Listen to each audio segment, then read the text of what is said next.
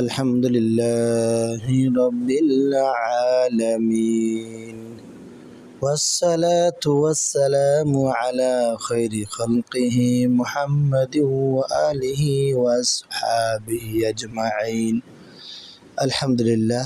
আল্লাহ তাআলা দরবারে লাখ কোটি শুকরিয়া যে আল্লাহ তাআলা আমাদেরকে ঈমান দান করেছেন, শেষ শ্রেষ্ঠ নবী হযরত মুহাম্মদ সাল্লাল্লাহু আলাইহি সাল্লামের উম্মত হওয়ার তৌফিক দান করেছেন এবং আমাদেরকে ঈমান আর আমলের সাথে সাথে নবী সাল্লাল্লাহু আলাইহি সাল্লামের সুন্নাত তরিকায় জীবনযাপন করার জন্য হিম্মত, সাহস, সৎ ইচ্ছা দিয়েছেন।